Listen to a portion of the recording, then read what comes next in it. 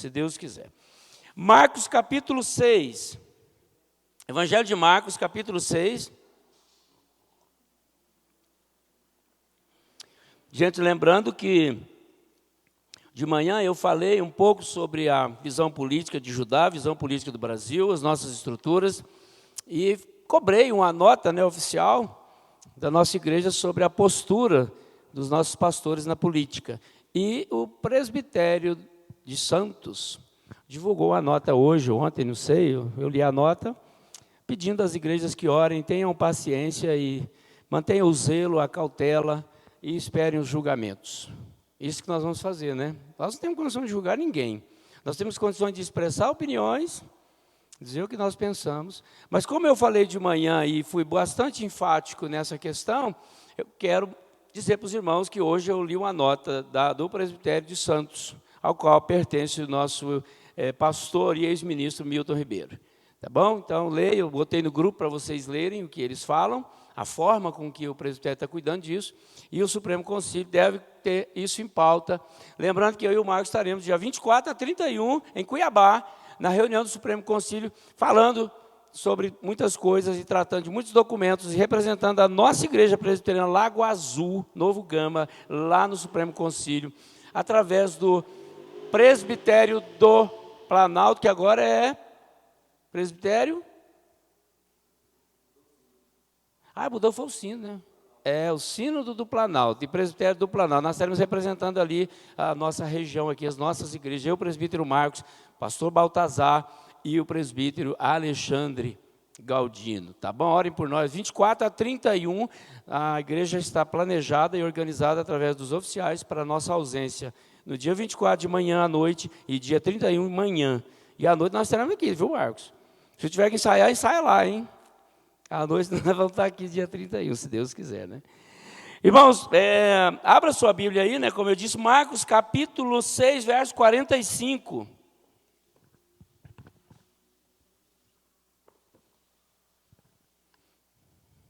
Obrigado, irmãos, aí pelo carinho, viu? A dificuldade aí que nós estamos enfrentando, né? A dor. Eu tenho sido como pastor e irmão aí dessa família, né? Tem que cuidar, tem que estar perto. E sexta-feira é aniversário da Dulce, preciso estar com ela, preciso dar um abraço. Ela está muito abatida. Então, que os irmãos continuem orando aí por ela, por nós, a família toda. Esse menino era um menino muito querido na família. Aprove a Deus levá-lo, né? A gente entende, a gente aceita.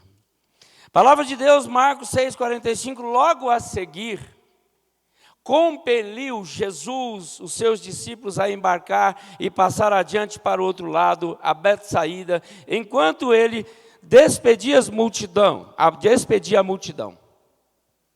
E tendo-o despedido, subiu ao monte para orar. Ao cair da tarde, estava o barco no meio do mar, e ele, sozinho em terra, e vendo-os em dificuldade a remar, porque o vento lhes era contrário, por volta da 4ª vigília da noite, veio ter com eles, andando por sobre o mar, e queria tomar-lhes a dianteira. Eles, porém, vendo andar sobre o mar, pensaram tratar-se de um fantasma e gritaram, pois todos ficaram aterrados à vista dele. Mas logo lhes falou e disse, tende bom ânimo, sou eu, não temais. E subiu para o barco para estar com eles, e o vento cessou. Ficaram entre si atônitos, porque não havia compreendido o milagre dos pães.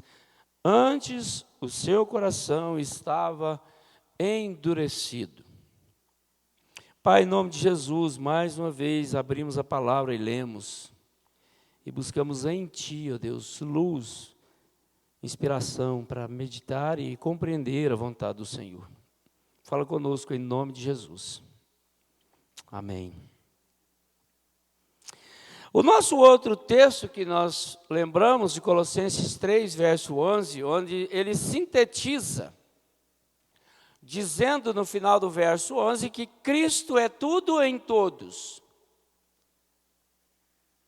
Cristo é suficiente para tudo e todos. E o Espírito Santo nos tem mostrado isso, que Jesus Cristo é suficiente. E como é bom, irmãos, sabermos que isso não é uma utopia, que isso é uma realidade. Porque a própria palavra de Deus que nos diz, nos afirma, que Jesus Cristo é tudo em todos. É suficiente. Esse texto que nós temos aqui lido, nos leva a olhar essa bela mensagem da palavra. E certamente nós seremos extremamente beneficiados por essa palavra, nessa noite, nesse texto. Estamos aí vendo essa série, o último, a suficiência de Cristo, que nós falamos aqui, nas fraquezas. E hoje nós queremos entender aqui mais um pouco disso. A suficiência de Cristo nas nossas dificuldades. A primeira coisa que nós precisamos entender aqui, para a gente caminhar, afinal de contas, o que são dificuldades? Nós podemos aqui pensar e dizer que são obstáculos. Nós podemos dizer que são os impedimentos de rompermos. Nós podemos dizer aqui que objeção, situações críticas que nos impedem de avançar.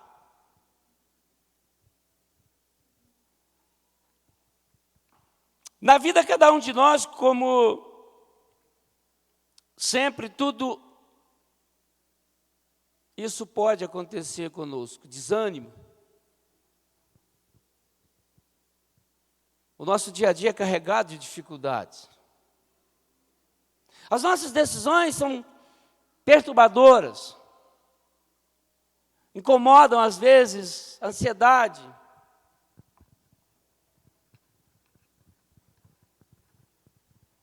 Quais são as reações que nós vamos encontrar aqui à luz desse texto? Quando vem as dificuldades, estão claras, nós vamos meditar um pouco. Quais são as reações que você e eu temos quando as dificuldades batem à porta? Como nós reagimos? Eu costumo dizer que nas nossas dificuldades, muito vai determinar conforme nós reagimos. Como você reage diante das suas dificuldades? O desânimo está exposto na palavra de Deus, num dos personagens mais ilustres dela, o profeta Elias, 1 Reis. No capítulo 19, Elias foi um homem que se desanimou com o próprio Deus, pediu para Deus a própria morte. Um profeta, um homem de Deus, trabalhando para Deus, servindo a Deus. Começa a ser perseguido por uma mulher. E ele vai para a caverna e ali ele pede a Deus a morte, ele pede a Deus socorro. Ou seja, ele se desanima com aquilo que ele vinha fazendo tão bem. E talvez você pare para pensar aí, mas eu faço o trabalho, eu tenho a minha profissão, eu exerço com fidelidade, eu exerço com honradez, eu estou indo bem, mas eu estou tão desanimado.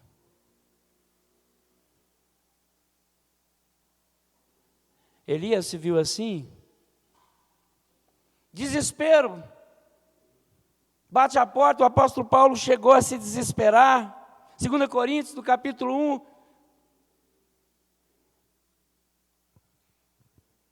o desespero bate na minha porta, às vezes eu não tenho a lucidez necessária para tomar uma posição, para responder diante de uma dificuldade, porque o meu coração está em pânico. O que fazer? Nós vimos Pedro fugindo. Na pressão psicológica, Pedro responde positivamente a Jesus: eu estarei contigo, mas na hora H, Pedro corre, foge, nega. Porque está diante de uma situação extremamente difícil. Pedro era um homem como eu e como você, que necessitava da graça, do poder, do socorro de Deus, e no momento extremo de angústia, de tristeza, de dificuldade, ele corre. Ele não é mais aquele Pedro bravo, valente. Ele se sente fraco e se sente em dificuldade.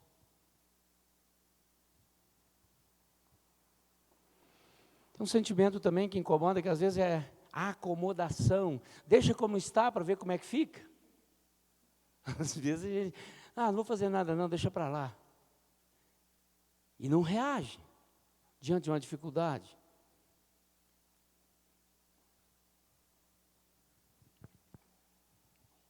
Irmãos, analisando esse texto que nós temos aqui, nós veremos algumas dificuldades que esses discípulos aqui estavam enfrentando, que estão aí nesse cenário. E aí nós podemos perceber aqui primeiro, que a fé, ela não é uma fuga dos problemas da vida, mas sustenta no caminho e lhes dá sentido. A fé nos segura no meio das dificuldades, no meio das crises.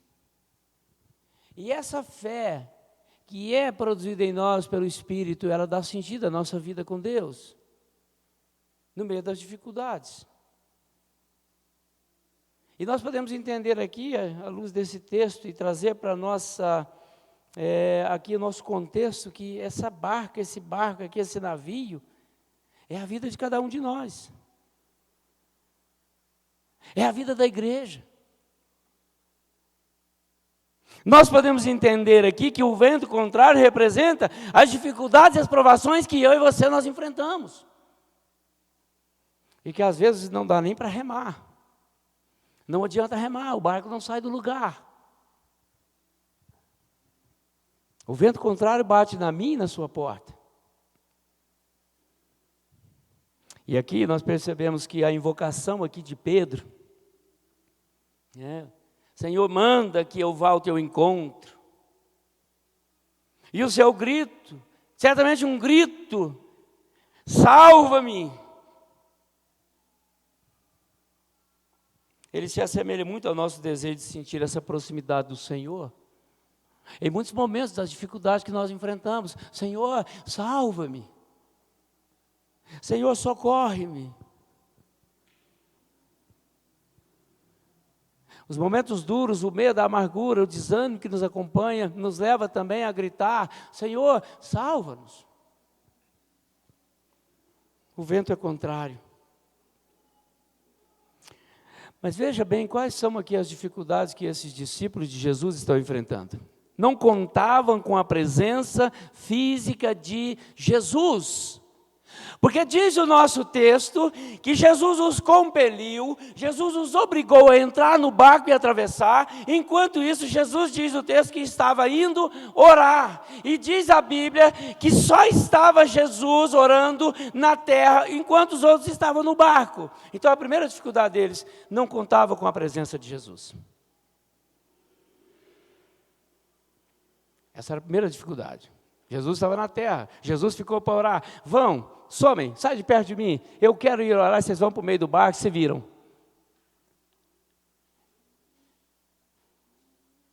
A segunda dificuldade, o vento era contrário, verso 48. Eram experientes, eram pescadores, conheciam o mar, os terremotos, as ondas gigantes, mas não adiantava remar, porque o vento era contrário. Eles não conseguiam chegar à praia. A segunda dificuldade que nós vemos no texto. A terceira dificuldade, vejam bem, queridos, a tarde da noite, a quarta vigília, madrugada. Certamente com luzes. Será lanterna, será lampião, será uma vela. O Lucas depois vai responder para nós. Madrugada, o vento batendo, frio, ondas gigantes, violentas, bravas. E eles estavam sós. Sabe qual é a outra dificuldade que nós vemos no texto? O medo, verso 49. Eles pensaram que até o próprio Jesus era o quê? Um fantasma. E além do medo, do pânico, ainda veio um fantasma. E o medo então cria esses gigantes. Ô irmãos, pobres homens, quantas dificuldades. Certamente pouca expectativa ali de sobrevivência. Vejam bem como Jesus foi a provisão nessa hora tão crítica. E é interessante primeiro notarmos, irmãos, que Jesus, sempre que se deparava com situações difíceis, precedia um momento de oração. Diz a Bíblia que os principais momentos de Jesus para enfrentar as suas angústias, as suas dificuldades, Jesus se retirava para orar. E aqui diz a Bíblia que ele está sozinho em oração, porque ele tinha certeza da sua necessidade de ação. Como você lida com as suas dificuldades? Você para orar primeiro, se apresenta a Deus, coloca na dependência de Deus, ou você sai agoniado tentando resolver os problemas? Essa é uma lição que Jesus nos ensina. Primeiro ele vai buscar força, poder, paz, tranquilidade, espírito para poder andar sobre o mar. Ir ao encontro dos seus discípulos amados. Penso eu que nós devemos, eu e você, no meio da dificuldade, parar, ir para um canto e falar com Deus: Deus, eu estou numa fria. Deus, eu me sinto sem saída. Deus, eu estou numa encruzilhada. Eu estou numa dificuldade. Eu estou diante de uma enfermidade sem identificação. Nós estamos passando aí por esse tempo de doenças, né? Tem hora que a gente pensa que é Covid, tem hora que a gente pensa que é dengue, tem hora que a gente pensa que é uma gripe boba, tem hora que a gente fica desesperado, uma alergia vem, bate, alguma coisa. São as dificuldades. Como Jesus viu essa situação, queridos? Como ele foi suficiente e é suficiente no meio da minha e da sua dificuldade?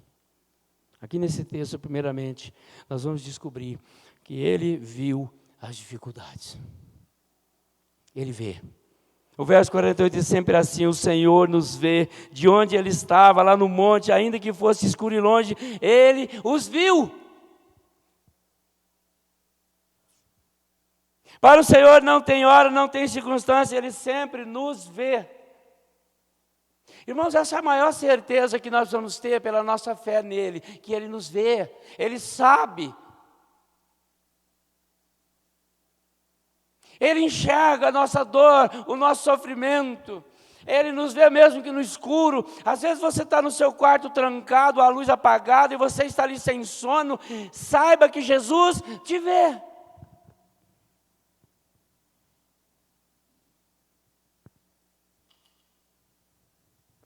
Essa é a grande percepção que nós temos que ter, irmãos, da nossa fé nele. Jesus sabe que nós sofremos. Eu li um livro do Filipenses que diz: Deus sabe que sofremos. A dádiva da dor. Ele escreve para nos lembrar que a dor talvez ela possa ser importante, e ele ilustra com pessoas que têm aquela doença da insensibilidade, que coloca a mão no fogo e nem sente, queima-se todo e não sente, não tem sensibilidade, não sente dor. E ele fala para nós nesse livro a dádiva da dor. Ele fala que Deus está no meio da dor, Jesus nos vê no meio da nossa dor, do nosso sofrimento.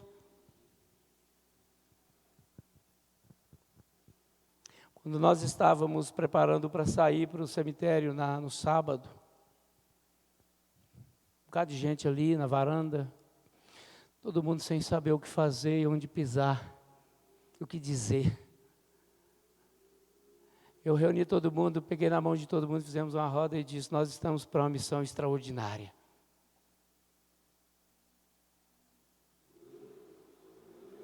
E eu quero lembrar a vocês que Jesus está conosco. E Ele não vai deixar que ninguém caia.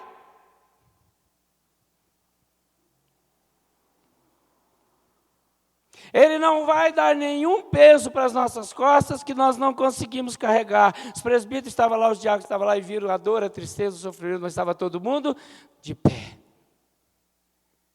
Porque eu conversei, dei a palavra ali, orei com todo mundo e a gente saiu dali sem rumo, sem endereço, sem lenço, sem documento. Para uma missão extraordinária, difícil, mas lembrando, e eu dizendo para eles que Jesus está vendo o nosso sofrimento. A nossa dificuldade agora é de lidar com isso. Como é que nós vamos lidar com isso? Então, queridos, vejam aqui que a primeira coisa que nós aprendemos é que nas nossas dificuldades Jesus nos vê, mesmo no escuro. Entre para o seu quarto e fale com Ele: Jesus, eu sei que o Senhor está aí. Jesus, eu preciso de Ti, traga uma palavra, traga um consolo, traga uma alegria nova, traga algo para renovar a minha esperança, traga algo para eu poder resolver meu problema amanhã de manhã. Porque Ele te vê. Às vezes a barca está virando, o vento é contrário e você não rompe, mas Jesus está vendo. A segunda coisa que nós percebemos aqui, queridos, na presença de Jesus, que Jesus veio ter com eles. Ele não só vê, mas Ele vai lá. O verso 48, Ele não apenas estava vendo, Ele vem. Mesmo que seja percebido como um fantasma. Diz a Bíblia que Ele veio andando por sobre as águas.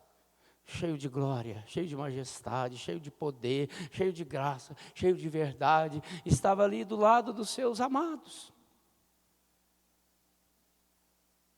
Irmãos, quantas vezes você é tocado por Ele para levantar da cama, do chão, de uma queda, dos tropeços da vida, das dificuldades da vida?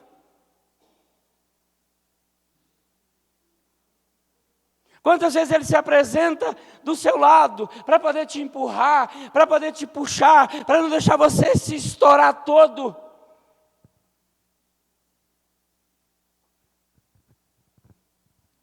Jesus está pertinho de você às vezes para te dar um empurrão, não é aqui não, vai para ali. Jesus está pertinho de você para te puxar, vem para cá porque aqui é perigoso. Jesus está com você no trânsito para dizer: se você for para ali, bate, vem para cá. Jesus está com você. Não brigue se a decisão de Deus é outra da sua. Não brigue se Deus te tirou de uma rota e pôs na outra. Não brigue se Deus pediu para você ficar em casa hoje e não ir para o trabalho. Não brigue se Deus te pediu para ir mais cedo.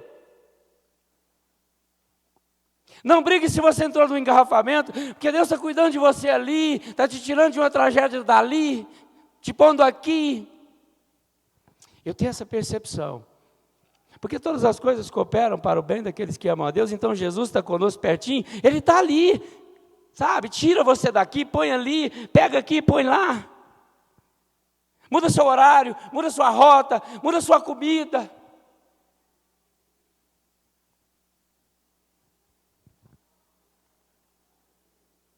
O Arleão estava me contando de um rapaz que comeu uma ostra e morreu na hora, em seguida. Jesus está perto de nós para dizer: não coma ostra não. Coma feijão com arroz, que é comum, é universal, bem temperado, não vai te fazer mal. Uma ostra matou o amigo dele, ele contando ali para a gente ontem. Amigo ou conhecido, não sei, né?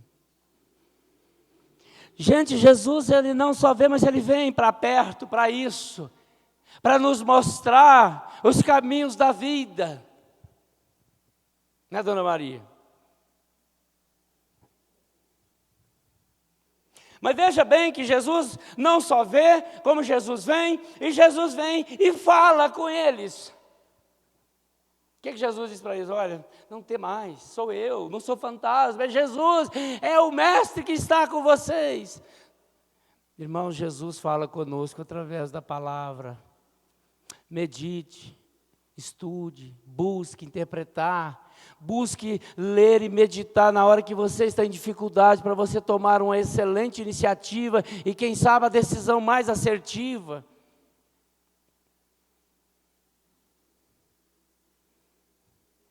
Eu creio que nós erramos muito por essa falta de percepção da necessidade da intimidade com Jesus e conhecer melhor aquilo que Ele quer para nós. E aí nós somos agressivos, invadimos o espaço, circunstâncias, atropelamos os princípios e aí nós erramos. Falamos antes da hora. Aquela ideia da minha palavra, a resposta na ponta da língua, esse é o perigo. Porque na ponta da língua ela cai rápido demais, aí não dá tempo nem pensar. Jesus fala com os seus discípulos, acalmem-se. Jesus fala comigo e com você, vai lá no Evangelho, vai lá ver o que eu fiz, vê as promessas. Salmo 132, Davi falando com Deus e Deus respondendo. Davi dizendo para Deus, eu não vou fazer nada enquanto o Senhor não se apresentar a mim. Deus cuida do templo, cuida dos sacerdotes, cuida do culto para a gente voltar a adorar, senão não tem culto. O que Jesus está nos ensinando aqui, falando com os discípulos, é que nós precisamos falar com Ele, lendo, estudando, meditando, antes de fazer bobagem. Porque Ele é suficiente nas nossas dificuldades. Ele vai trazer uma palavra, uma luz. Nós lemos o texto de 1 João capítulo 2, filhinhos amados, escrevo isso para vocês não pecar, mas se pecar, lembre que tem Jesus, o advogado, Ele está junto ao Pai, Ele vai lá, leva a sua causa, olha para você com amor e perdoa. Irmãos, a suficiência de Jesus nas nossas dificuldades, Ele vê, Ele vem e Ele fala. Ele vê, Ele vem e Ele fala.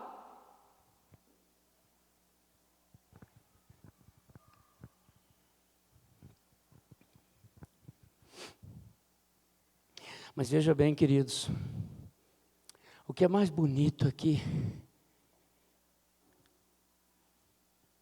Jesus vê as dificuldades do seu povo, dos seus irmãos, discípulos ali no meio do mar.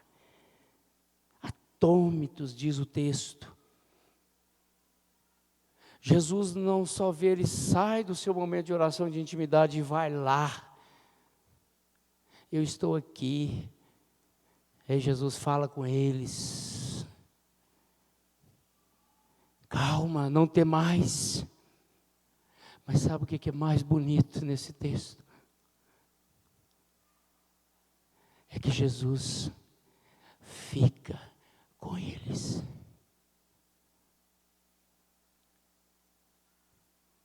Sabe o que isso nos ensina no verso 50? Jesus está conosco. Ele fica, Ele não vai embora. Ele não vem resolver a sua dificuldade, te ajudar, te guiar. Ele não vai embora, ele vem para ficar. Diz a Bíblia que Ele está com você todo dia. Diz a Bíblia que Ele tem prazer em você todos os dias, em andar com você, em te socorrer todos os dias. Porque veja bem, os ensinamentos aqui, queridos, são lindos, porque Jesus poderia, pelo seu poder, mandar uma palavra, como Ele mandou em algumas outras vezes, em alguns outros cenários, e resolveu as questões. Mas no verso 50, 51 aqui diz que Ele ficou com eles. Ele fica conosco, Ele está conosco, Ele nos guia.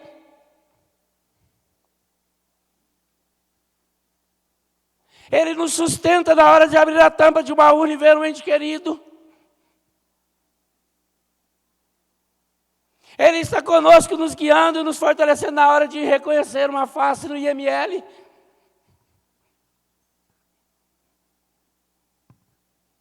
Esse é Jesus que é suficiente. Esse é Jesus que está conosco.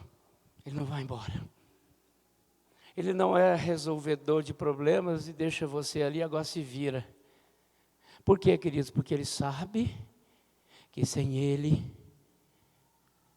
nada nós podemos fazer. E é por isso que Ele é suficiente. É por isso que Ele nos sustenta. E é por isso que eu, como pastor, como servo, como filho, como pai, como marido, como irmão, eu me mantenho de pé. Como líder dessa igreja, eu me mantenho de pé. Porque eu amo Jesus. E eu sei que Ele me ama. Nós temos um vínculo. Nós temos um vínculo muito forte. Que nos sustenta. A conclusão, queridos, das dificuldades, elas existem. Não tem jeito.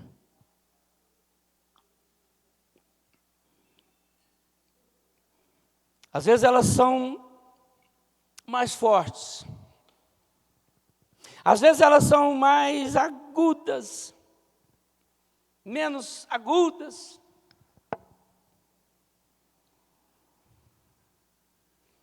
Mas o fato é que sejam elas quais forem, Jesus é sempre suficiente para nós. E eu creio que assim como Ele agiu aqui, com essa turma que Ele amava, Ele age conosco, porque Ele também nos ama.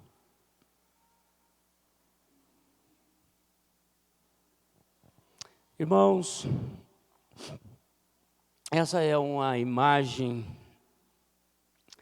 estupenda da realidade da igreja, de todos os tempos.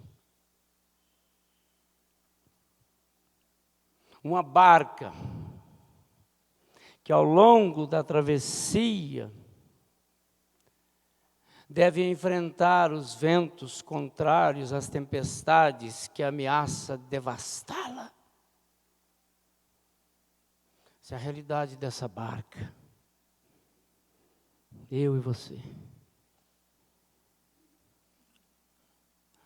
Esse cenário nos mostra isso.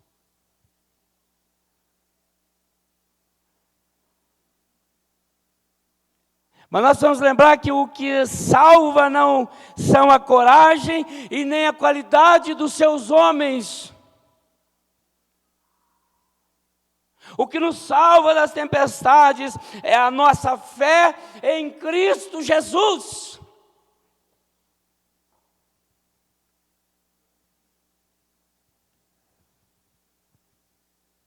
O que nos tira das dificuldades é essa fé arraigada nele e na sua palavra. E é isso que eu quero aplicar aqui para o nosso coração. Porque nós não podemos nos iludir que não teremos dificuldades. Nós teremos e muitas.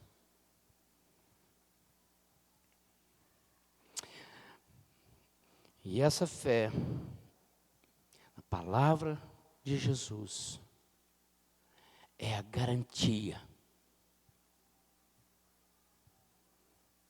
A fé em Jesus é a nossa garantia. Que nessa barca da vida, nós estaremos seguros. Nós seremos seguros, apesar das nossas misérias, apesar das nossas fraquezas, mas sobretudo quando nós nos colocamos de joelhos e adoramos o Senhor como os discípulos, que no final, no capítulo 22 de Lucas, esses mesmos discípulos que aqui não lembraram do milagre da multiplicação de pães, eles levantaram a cabeça e disseram: este é verdadeiramente o Filho de Deus. E é a Ele que nós servimos, amamos e nos sustentamos. Ele é a nossa suficiência. Nas fraquezas e hoje nas dificuldades. Se agarre nele. Se agarre nele. Porque Ele é suficiente. E Ele vai te manter de pé. Vamos orar? Marcos, vamos cantar a última música? Bem bonita, hein?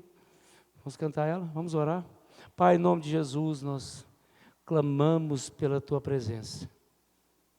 Oh, Jesus amado, nosso amado Mestre, encha-nos com essa certeza de que o Senhor vê, vem, fala e fica conosco.